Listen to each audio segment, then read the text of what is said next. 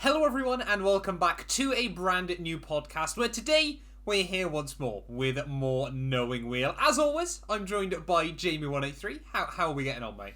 I'm good, yeah. Decent morning. Got my Wordle in 3 today, so that was good. You've genuinely brought up Wordle on this podcast. That is deeply frustrating, although I didn't get it at all. Come to think of it. It was horrendously easy today, so that's surprising. It wasn't when I went down a rabbit hole of getting the wrong letters in the wrong order. So it was not. I had 3 greens throughout pretty much the entire thing. That's pretty horrendous from you.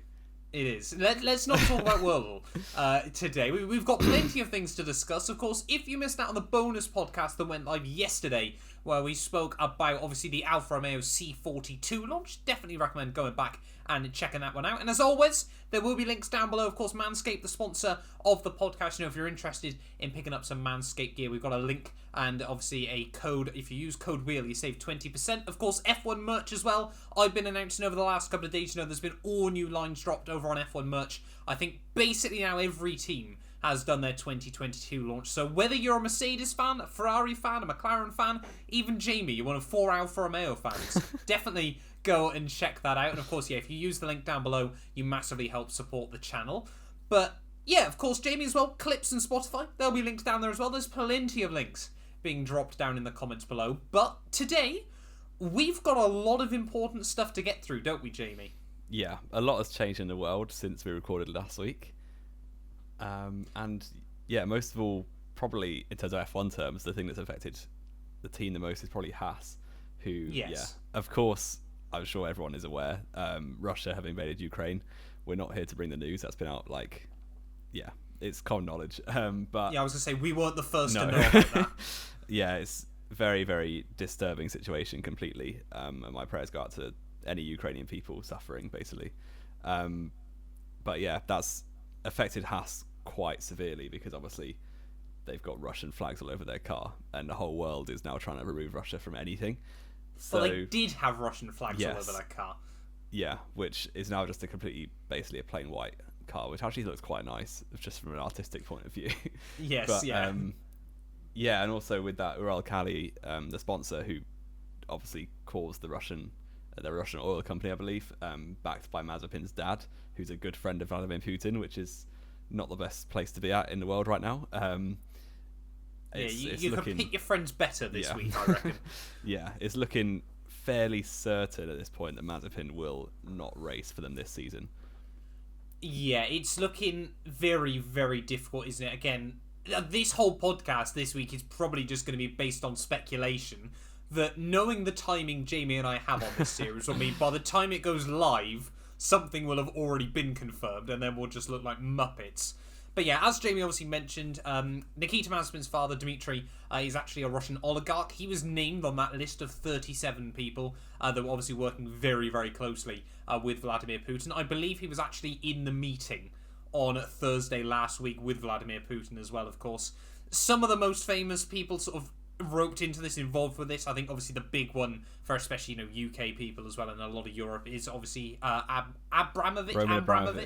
Roman Abramovich, the owner of Chelsea Football Club. Exactly. Or the former owner, I should say.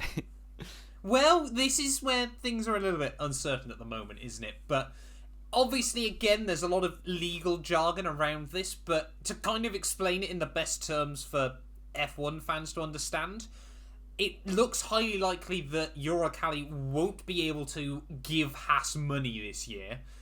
And of course, then Haas will go back going, well, what's the point in us having this kid in our car if he's A, useless, and B, now doesn't provide any financial help? Yeah, it's looking... And also, many countries are just banning Russians from entering at all. Yes. Which would therefore mean that Mazepin can't go to the races. So, yes, for many reasons, most of all the moral reasons of not supporting Vladimir Putin, effectively, it looks likely that they'll need a new driver at Haas. Yes, it certainly does. Now, 4 drivers then, Jamie, have sort of come into the fray this week, or into the picture of who can take that seat. So, of course, we're going to jump through each one. Who would you like to start with? I reckon start from the most boring upwards. So we'll go Fittipaldi to start with, I reckon. Okay. Who, so of course, he drove for Haas when Grosjean was injured at the end of 2020. Of course, it wouldn't be his debut with the team, though. It's basically a safe bet, I guess. The only way I can see this happening is if they're able to keep Mazepin, but he can't go to certain countries, and those races where he can't go, they would get Fittipaldi in, because that's kind of the point of a reserve driver. I think that would be most of the races when you think how European-based Formula 1 still is. Yeah. Yeah. Obviously, a bit of a background story then to Pietro Fittipaldi, of course, came up through the junior ranks. Of course, Fittipaldi, yes, he's the grandson of the iconic Brazilian legend, Emerson Fittipaldi. Like you said, obviously, is Haas's reserve driver, did a couple of races for them at the back end of 2020. Didn't exactly set the world alight, did he, Jamie? He wasn't terrible, but he just wasn't great. So no. There was very low expectations for him. The car was pretty dreadful. He wasn't offensively worse than Magnussen. He obviously got beaten in both qualies and races. He was still pretty worse than Magnussen, though, wasn't he? But it wasn't like laughable as far as I remember. No, I don't think it was laughable. But by that point, Magnussen had all but given up as well, hadn't he? Yeah. So probably wasn't great. Let's have a look. Let's go F1 2020 Abu Dhabi. That's probably going to be our best reference because of course everyone else had done Bahrain. I don't remember him being completely horrendous, but I don't think it was particularly good either. But he won't be, or if he does get a seat, I don't think he'll be much of a step up on what Mazepin offers them, really. To be fair, Abu Dhabi was only 0.3 slower than K-Mag in qualifying, which actually, to be fair, is pretty good. That's not that bad. No. And then in the race, he was a lap behind him, which isn't so good. Or he would have got lapped and Magnussen wasn't lapped, was that or something? Yeah, so Magnussen got lapped once, he got lapped twice. Okay, so it's hard to tell what the actual gap was. Yeah. They both got jumped by Nicholas Latifi, though, which tells you everything you need to know. Oh, wow, okay. Yeah, so I hope this one doesn't happen, to be honest. I don't think it'd be very exciting for the team. Of course, we heard Fred Vasseur this week saying that, like, having an experienced driver next to a rookie, or effectively a rookie, is a much better way of doing things than having two rookies. And I think Gunther Steiner has kind of come to that conclusion as well, having had two rookies last year. It's not the best strategy, I don't think. So I would be surprised if Fittipaldi does get the seat full time. But what do you think on it? Yeah, I think to play sort of devil's advocate, if you will, on this, obviously could potentially bring a lot of money to the team. And this was something I was umming and ahhing about earlier on, when we we're going to talk about Andretti later on in the video, but Haas, I think, desperately now, more than ever, probably need to completely swing back towards this born in the USA mentality. Especially with the way the sport's grown over the last 12 months. If they bring in a US driver, paint the car with US flags, and build up what is already a rapidly growing audience, they might not end up in a situation again where they're having to try and be backed by Russian money, which at the moment is not worth the paper it's printed on. No. So whether we'll see that sort of twist from Haas, like we've said, is a very, very different question. Like you mentioned there, it looks like Haas want, if they can, ideally, is try and get someone in with some experience, and that kind of leads us on quite nicely into the man it looks like Gunther Steiner is really pushing towards, and I think, am I right in saying would be the man you'd want to see in the car out of the four? Probably. We're talking about Nico Hülkenberg, of course, the absolute goat, but I've got such, like, I don't know how to feel if this was to come true, because obviously I'm a fan of his. I really do want to see him come back, but the car's going to be trash, and he's not going to be 2 years worth of development. Well, yeah, but still, and I don't believe he would be anywhere near his prime, to be honest. He's what, 33 now, maybe 34. Is he only that old? He's not like old, but like he's definitely not. I always thought he was going to say like prime. 34, 35. To be honest, I'm trying. Oh no, I found some random. He is 34. Tennis player? Yeah. No, I found a footballer. No, he's 34. He obviously had a year out of sport completely. Had another year basically out of sport in 2020 and 2011. Yeah, great. A decade. Just ago. wanted to, and remember he got replaced by Pastor Maldonado. He got replaced whenever by Jamie money. brings up Hülkenberg, I like getting to a remind pole him. position 2 races prior. I'll bring that one up again. There would be some deep irony there, isn't it? That Hulkenberg starts his career by getting replaced by someone with a lot of money, and only gets back into Formula One when the money because dries someone out. with a lot of money needs to be replaced. Yeah, I think if Gunter wants this, and obviously he's got tons of experience, will know how to set a car up. I think he gets along well with Mick Schumacher. I might have just made that up because they're both German. 2 Germans. But yeah, it'll be a good relationship, you'd imagine. Hulk's obviously not. He wouldn't be like expecting massive things from Haas, so he'd just be there to help Mick develop. So I don't know.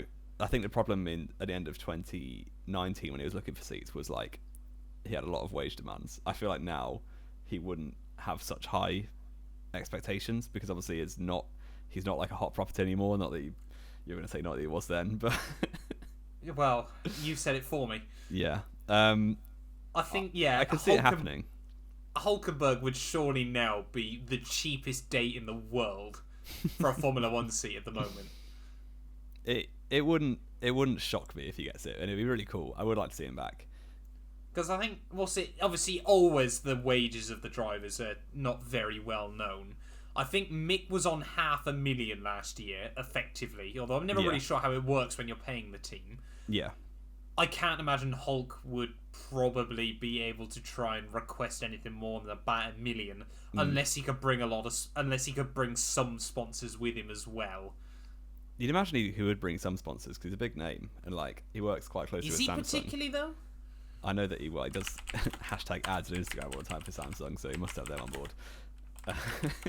Let's have a look. Nico Hulkenberg's sponsors. I think he's still got some of the German backing. I was going to say he's got Decra along with Alpine Stars. He's worth about 4.6 million. He's only worth 4.6 mil. I'd take that if I was worth 4.6 mil. I love the fact that on his social media, Jim, you're going to love this. Oh, no. He also has a YouTube channel with 841 subscribers. I've almost got more than that. To which he used to upload content about 6 years ago. Oh, I need to find That's this. incredible. That's my evening sorted. Oh, that's brilliant. Back to the point. I think it wouldn't shock me. To be fair, I think this is probably the most likely as of this second right now. It's probably I think if you were going to put your money on anyone, Hulkenberg there, even if he did literally just come in as the world's cheapest date, it would make sense for Haas. The only, again, like you said, obviously, Hulkenberg seemed to, for some reason, believe he was worth his weight in gold in Formula One. I just think he didn't think it was worth his time to trail around at the back, almost like Magnussen was saying in his biography, or his autobiography recently. He could have come back with Williams. Yeah, but he didn't want to, because there's no point. Like, I don't know. I feel like those sorts of drivers who've been in midfield all their career, unless they're really missing the sport, there's no point just coming back to do more of that. I don't know. I think the thing is with Hulkenberg as well, obviously, he stayed as a third driver for Aston Martin, hasn't he? Which I just find hilarious. Because he's clearly better than Stroll, and I would stand by that. Yeah, so would I. I'd argue, to be honest. He's probably as clean as Vettel at this point. He would probably still do better than both of them over the course of a season. But yeah, so obviously he'll have still been doing a lot of his fitness regime, everything like that. And I think, like we said, if I was putting money on anyone, I think Hulk would A, be the most sensible, and B, be the most likely one. Let's go into one that is probably the one I least want to see in the car then, Jamie. Apparently, and again, we can sort of understand why he's being linked to the seat. Apparently, Antonio Giovinazzi is sniffing around. Yeah, and it would just be so... just like such dead news almost. I mean, he's been awful in Formula E. Has he? I've not been following it at all. He's been like hanging on around the back in the 2 races I've seen. But like, he was so uninspiring in all of his time Formula 1.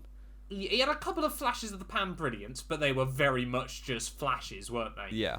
Because I think this was the problem as well. Being in Alfa Romeo, obviously, when he managed to get into Q3 a few times, people weren't comparing it to like George Russell being able to get into Q3. No. Because everyone kind of figured that Kimi had given up on being quick in qualifying by then. Yeah. So currently, Antonio Giovinazzi is 22nd in Formula E. How many drivers are in FE? 22. Oh, great. He's behind so he's lighting Dan it up. Ticktum.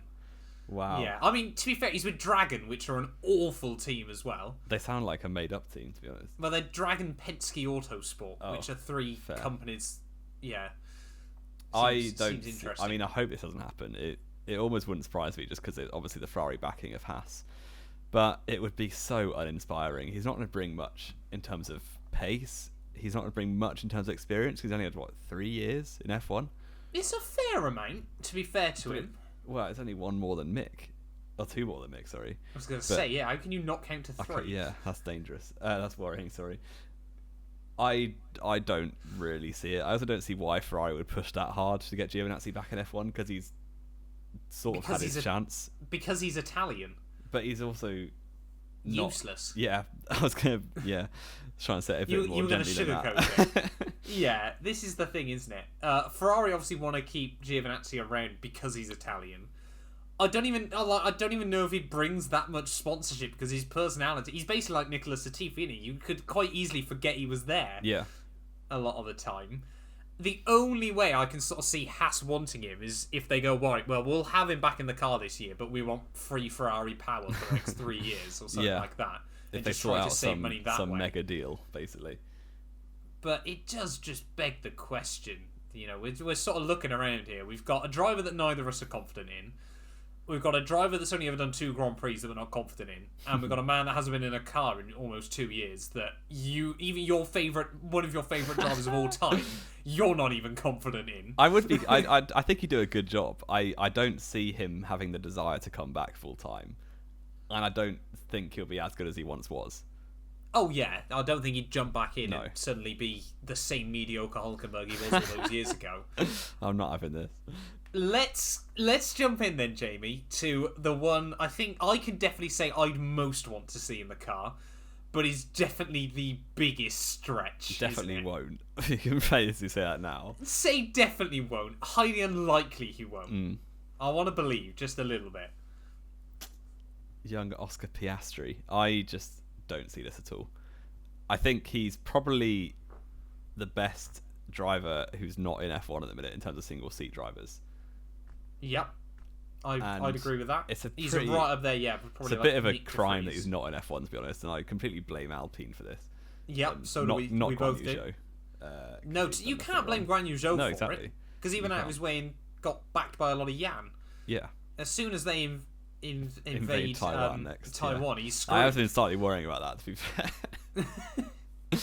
But yeah, Piastri is obviously Alpine Reserve, F2 champion, F3 champion, F4 Formula champion. Renault champion. He's done. I think he's actually done better than Leclerc and George Russell because they didn't win 3 junior championships in a row. I don't progressively. Did they do 3 in a row? Yes. No one just goes straight into F3 or GP3 as it was back then, do they? Oh yeah, I think. Keep talking about Oscar Piastri for a second. I'm just going to double check I haven't made that up. He's clearly going to be an F1 in the future, quite obviously. We do hope so. He's got to be. I would put my entire bank account on him being an F1 next year in 2023. I want to hold you to that. There's no way he's not. And if someone needs to get arrested if that's happened.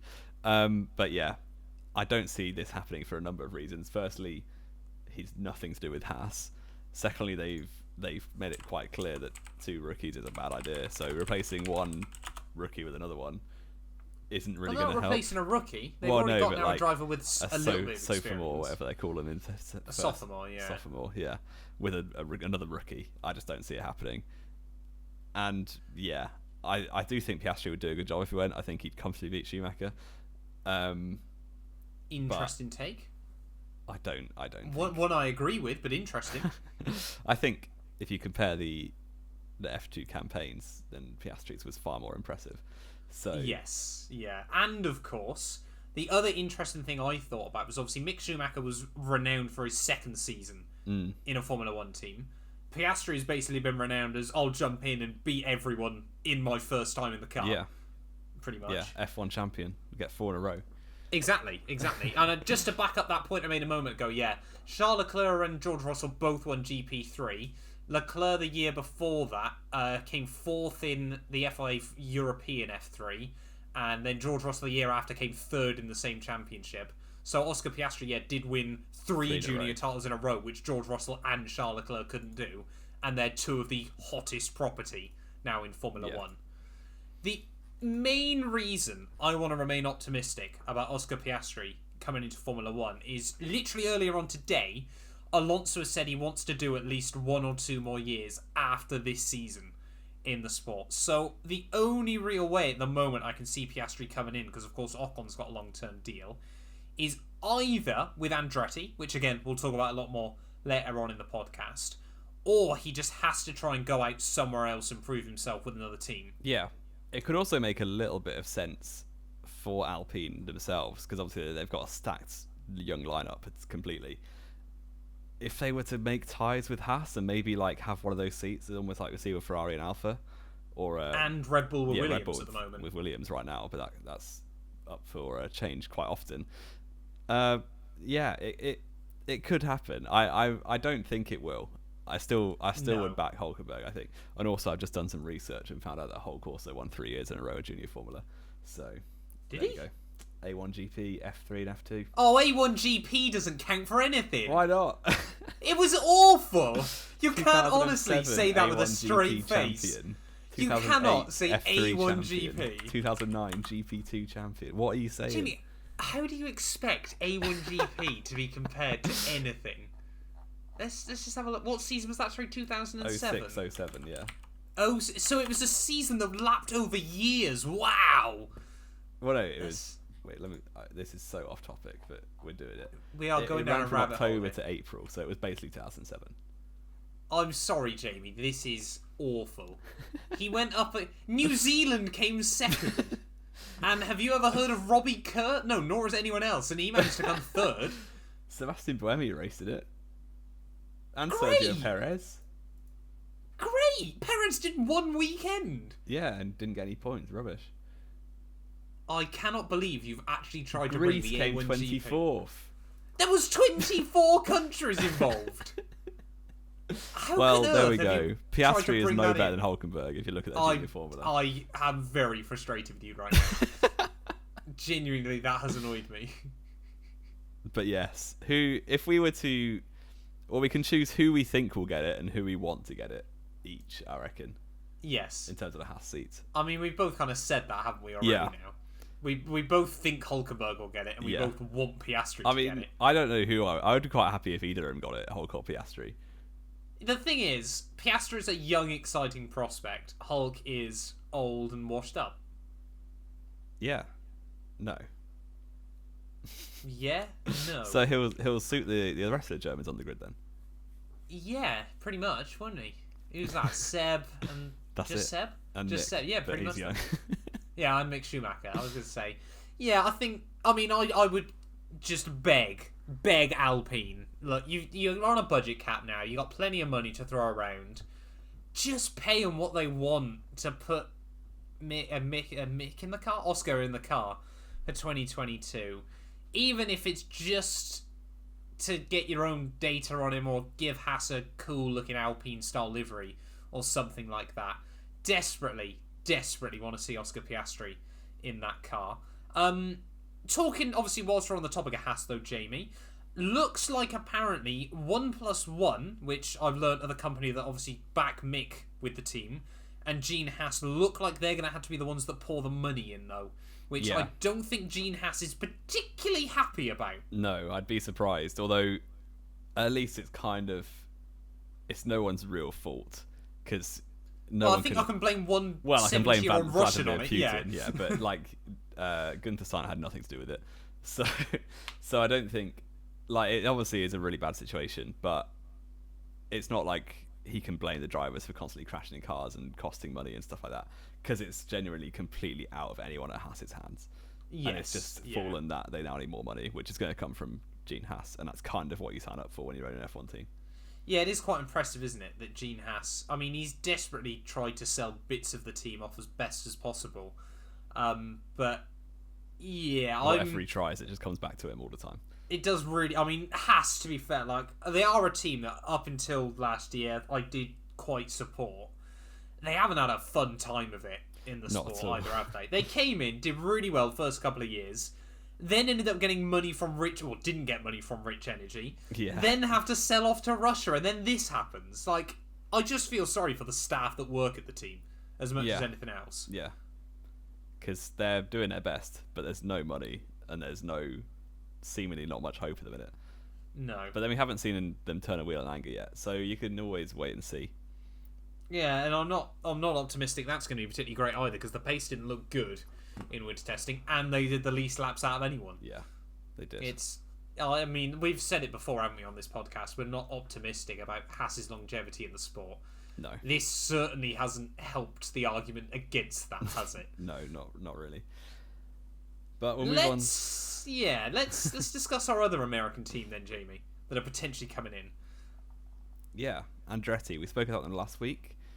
We've mentioned them about 4 times so far today. They seem to be looped in with everything. Yeah, there's been no concrete anything has happened since then, but yeah, there's a few little more news things about them since last time we recorded. One of which is there's not many teams very happy about them, which is interesting, because the FIA obviously would want more teams, you'd imagine, because I think they aim for like 12, and after that it gets a bit ridiculous. But 12 is what they aim for. 13 is the maximum at the Yeah. moment. You can only have 26 cars in a race. And of course we've only got 10. So do they, like, the FIA will push for it? Other teams, obviously they've got their own interests at heart, so they're going to be like, one more team to potentially beat us is probably a bad thing. So they've kind of been against it, but we see this quite often with teams, like, especially the powerful teams, playing their cards close to their chests and sort of getting their own way eventually. Yeah, and I think this is the thing, isn't it, with Andretti, is... I mean, we had a lot of the same sort of controversy when Haas were coming to the sport as well, in all fairness. I think what the FIA would need to change is every team get a share of the prize pool, is the big one, like they promised HRT, Virgin and Caterham all those years ago, and they went, oh no, it's only the top 10. So it was basically just whichever team of those lucked into a better result over the year when there was carnage got the points and the money. I think what the big teams are worried about, though, and I don't think a lot of people this side of the pond realise as well, Andretti are very, very sophisticated as an organisation and minted as well. In the years before the budget cap, had they wanted to come in, they would not have struggled to put upwards of £500,000 into a yearly budget. Yeah, and it says a lot, I think, because say if, I don't know, Manor tried coming back, you don't imagine Mercedes would be that worried. They'd probably really be for it because they used to have quite close ties. But the fact that the big teams are, or do seem to be rattled a little bit, or like quite scared of letting Andretti in, they clearly know that they could be a threat in the future. Yes, yeah, that's the really big thing, isn't it? And I mean, so far there's only been 2 teams that have confirmed they would be, because of course the FIA have to allow, all the teams have to agree that a new team can come in. Apparently it's only McLaren, and I think it's Haas as well, I remember reading, but don't hold me to that one. I know there were 2 teams, definitely McLaren and I think Haas are the only teams that are happy to see Andretti come in. But of course Andretti, even in the past, have tried to buy Haas off Gene, and he's not wanted to sell to him. Yeah, I think that was at the time when Gene Haas probably had a bit of hope for the team. Well, back into 2019, obviously when all the Rich Energy stuff was falling through. Yeah, so Andretti's been trying to get into the sport for a while. You imagine, well, the FIA are definitely for it, just because of more teams and American market is huge. So it will definitely benefit that. And it is quite surprising, I find at least, that teams are scared. I get almost the lower team, like Williams and the likes of Alfa Romeo maybe, the teams that would initially be under threat from Andretti, I get why they wouldn't let them in, because especially with the 10th place thing, basically another team means that someone could then move from 10th to 11th, whether it be Haas or Williams or whoever, and then suddenly that's going to put them under threat of not continuing the sport, basically, because of no prize money. Yes, yeah. So I can see why those sorts of teams are a bit apprehensive, but the fact that Mercedes and Red Bull seem to be the most reluctant is quite surprising. Yeah, I mean, Mercedes and Red Bull have been the most vocal about it, isn't it? But of course, normally we hear a lot more from Toto Wolff and Christian Horner. Speaking of... Well, again, this week it has been confirmed. Michael Andretti did also confirm that Renault Power would be what they'd go with. Which, again, then I'm sort of like, why are Red Bull and Mercedes worried? Yeah. It's going to blow up all the time, as we've seen from testing, apparently. But could we see them maybe become a bit of a Renault Junior team? Is this going to be the way Oscar Piastri finally gets into F1? You hope he'll be in by 2025, wouldn't you? Well, 2024 they're looking to come in, and I'd hope he'd be there before then. Yeah, maybe it's a Caio Collet job when he's grown up a bit. So, yeah, we'll see. I think it was fairly expected that they have to go with Renault, because there's a rule that if no one wants to supply them, then the team that supplies the least other teams has to supply them. So it was always going to be Renault, really. But I mean, they could have tried to do a deal with Mercedes. Honda, you wouldn't really probably want to do a deal with at the moment, of course, because there's all this uncertainty about them. And I don't think Red Bull. That will be quite funny if in the future Red Bull have to start giving other teams power units. Yeah, Red Bull Powertrains becomes like, imagine like a Alfa Romeo Red Bull or something. Yeah, Red Bull Powertrains becomes the new Cosworth DFE or something like that. Would be quite funny. But yeah, I'm just sort of looking at it going, I think I mentioned this before a couple of weeks ago, didn't I, Jamie? You know, whether that could be where Guan Yu Zhou goes in the future, you know, sort of give Andretti guaranteed income coming in as well. But could this then loop back around to Haas going, well, actually, we could go with some Renault power as well here, and then we'd have quite a good benchmark to go up against. Yeah, they could fight it out to be the best of the Americans, I guess. Yeah, lots of speculation, isn't there? Like we said, this week is pretty much all about speculation, but we can hope. You know, Andretti, we want more teams on the grid. The only other reason I can think that the FIA might be reluctant to have them, of course, goes back to Audi apparently want 2 teams in the sport. And if Porsche, I mean, there's more talks that Porsche obviously want to come in as an engine supplier rather than a team. You know, then could the FIA be going, well, why on earth would we want some Americans in if we can get 3 new German teams in? Yeah, and they're huge manufacturers. That would do loads for them. Yes, yeah. But it seems reassuring, though, from Andretti. And, of course, the media around Formula 1 in more recent years has been a lot more, obviously, informed and everything like that. But it does feel like there's a lot more talk about them than we've ever really had with teams before that want to try and get into the sport. Yeah, even the likes of Audi have been rumbling on for the best, like, ever since I went onto F1 Twitter, which was like 6-7 years ago now. Yeah. So there's been a lot more promising talks of Andretti already than any other like team throughout the time I've been on Twitter. So we'll have to wait and see. We certainly will, and of course, they're still eyeing up 2024 if it's going to be ever. But you never know, they could push that forward a year if they get a bit excited, if they get accepted in, everything like that. 200 million buy-in though is still absolutely insane, but they reckon that is chump change. Exactly. Andretti have said, no, we can do that. That's fine.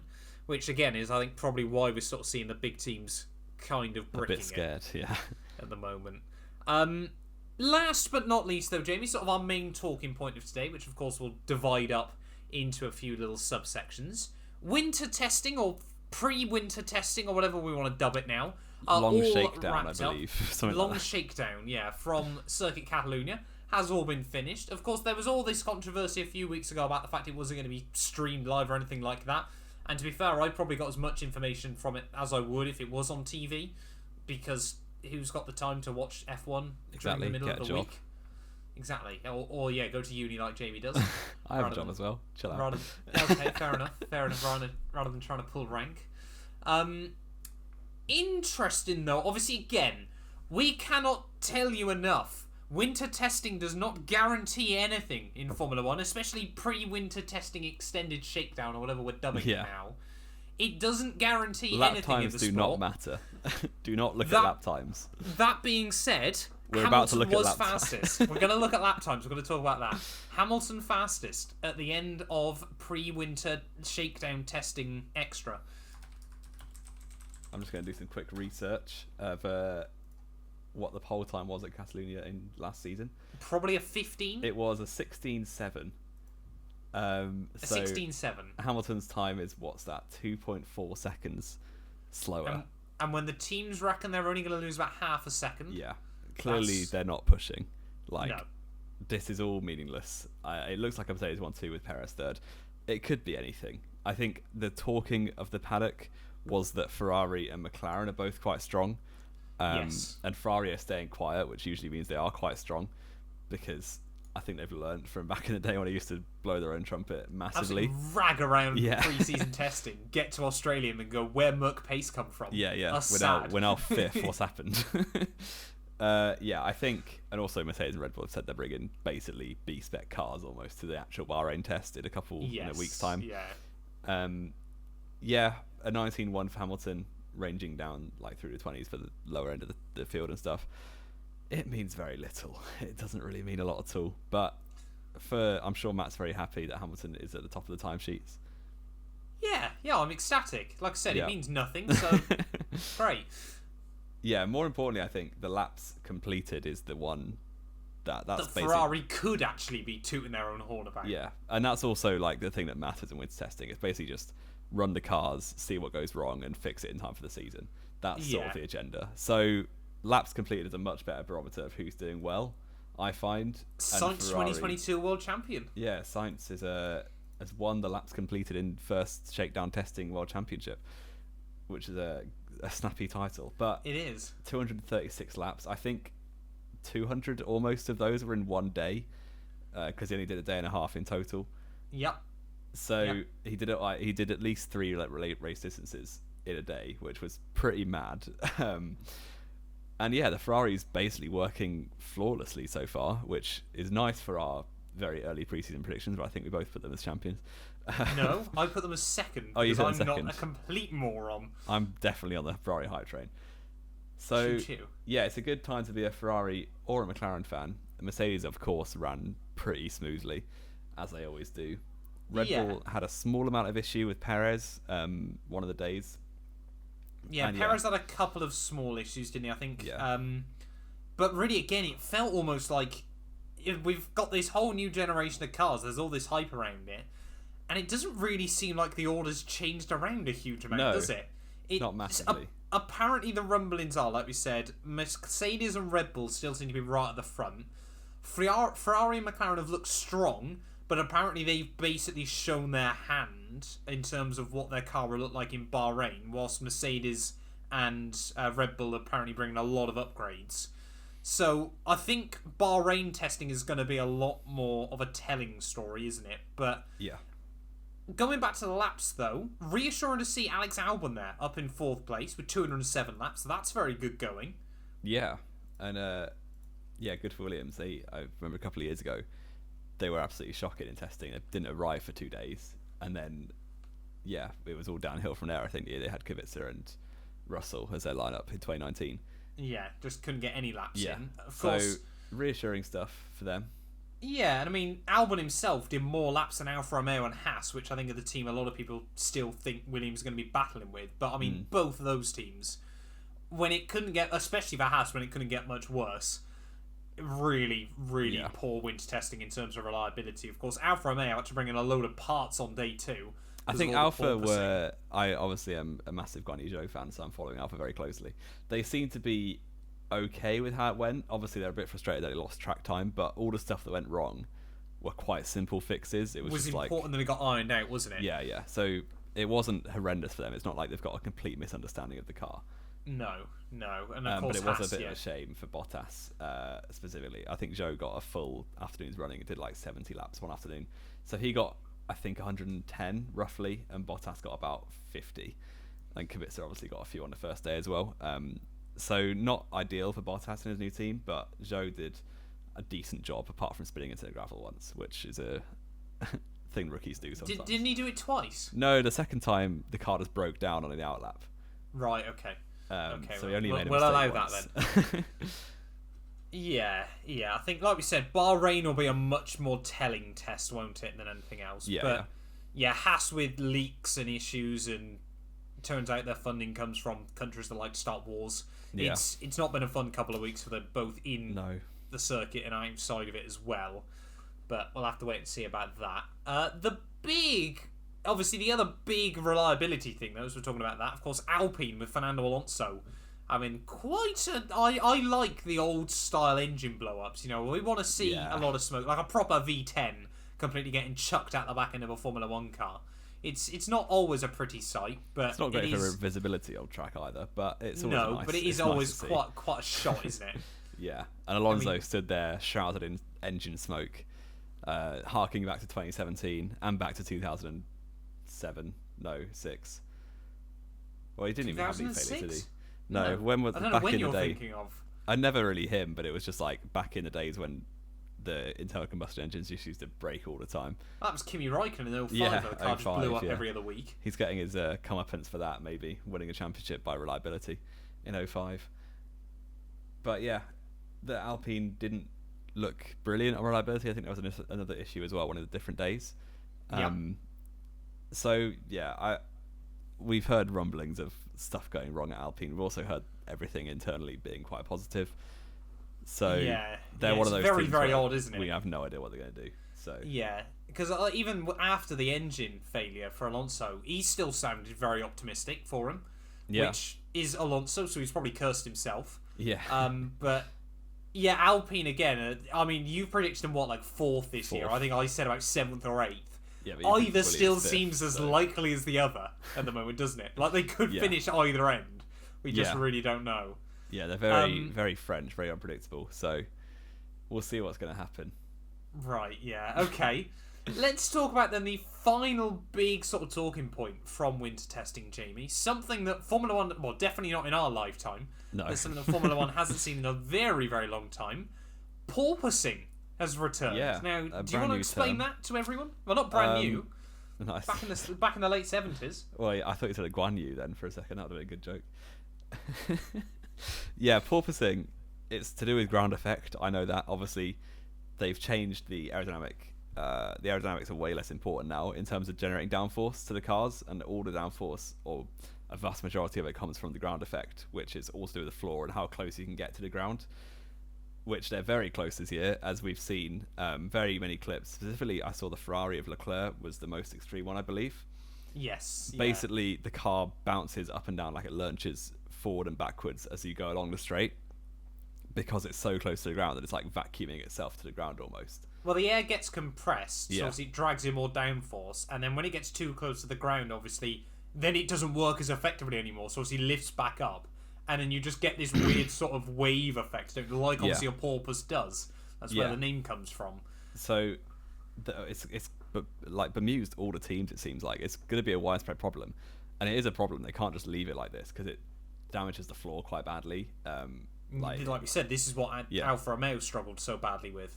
Yeah, so it'll be interesting to see the solutions. It could just be raising the ride height of it, but obviously you lose downforce by doing that. So it's a thing the teams need to get their heads around. It does surprise me that no one saw it coming, to be fair. Well, this is the problem, isn't it? Like a lot of teams have said, you can test a lot of things in the wind tunnel. Porpoising is not one of them. Yeah. You cannot test that sort of thing because, of course, the car isn't moving. Yeah. But yeah, obviously we've seen a couple of teams. I want to say Aston Martin, but I could be completely wrong with that one. A couple of teams have taken little chunks out of the floor, little sort of creating little holes here and there almost to try and combat gills, it. Like they've got on the top of the side pods. Yeah. Through the floor as well. But I think especially, Bahrain's quite a smooth circuit though. So even if you do get a bit of it there, that'll be interesting to see. But how teams are going to fare with that this year. Perhaps this is why I remember when we talked back at McLaren seemed to have put their suspension on the wrong way around. Perhaps, that's why they've done it, because they didn't seem to be a major player that had issues with it as much as other teams in testing. Yeah, and it'll definitely cause a lot of engineers some headaches around the globe, because they need to sort it out, and I find it really cool that there's something that F1 teams missed, like quite majorly.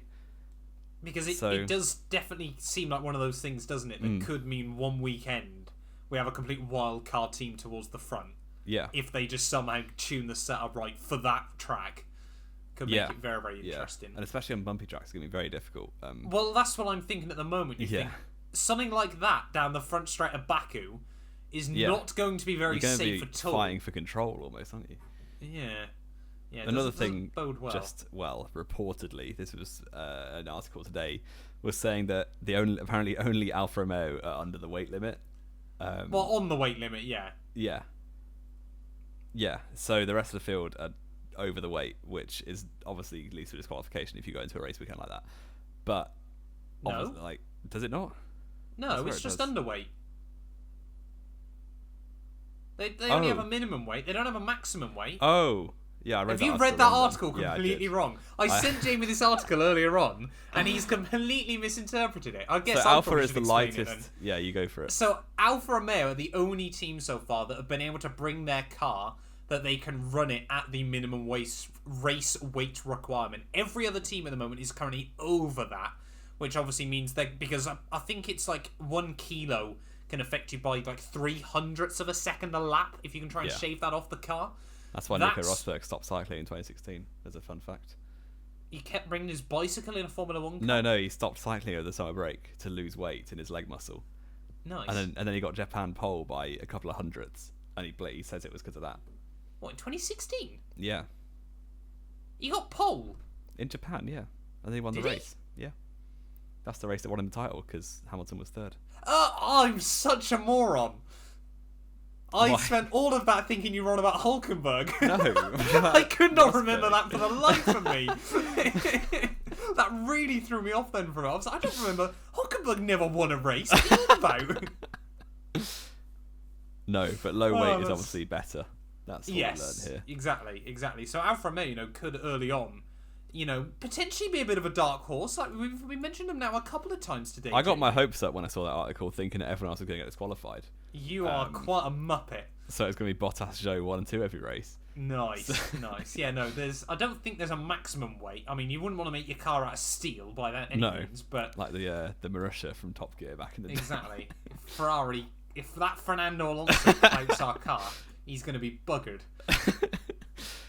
Oh, what a team! What a show! I miss Manor. If Andretti could rename themselves Manor for next year, I'd be down with that. I think though, Jamie, we've got through everything we needed to this week. Oh no, we've got a couple of little bits, haven't we? For those of you that like to watch TV. Oh yeah. F2, The Dream, Chase the Dream, whatever it's called, is apparently coming out today at the time of recording this. In fact, it might already be out by the time this it probably is already out by the time this podcast goes live. And the new Drive to Survive trailer has dropped as well. Obviously, that releases on the 11th of March, so in just under 2 weeks' time. Next Friday, even, actually, the time of this video going live. Very exciting times. I'll be watching that. Yeah, we're both obviously going to do a review of DTS. Probably won't watch the F2 one because I don't have F1 TV, so it seems unlikely. I have never bought F1 TV, and honestly, this year I'm very tempted to. I watched the first F2 Chase the Dream, which was I think 2019, or for 2019 season. It was good. It was very much felt like a watered down Drive to Survive. That was kind of the point, though, wasn't it? Yeah. Yeah, it was alright. It was worth a watch if you have F1 TV, but I don't anymore, so I would not bother. Fair enough. So I'm going to be doing a solo podcast then, talking about F2. Find someone else who's watched it. Exactly. Yeah, one of 3 people.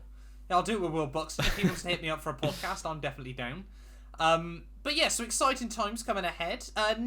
We've basically, to be honest, Jamie, haven't we? Like, we'll let you guys into a bit of behind the scenes right now. We've basically got all the podcasts sorted out until what? After Jeddah now, isn't it? Because of course Jeddah's only a weekend after Bahrain. So next week we're going to be doing a livery ranking, and then of course we got real winter testing this week, that week even, and then of course Drive to Survive. So obviously then the week after that, Bahrain race week, we're going to do our full finalised 2022 championship predictions. Things are getting spicy, Jamie. Yeah.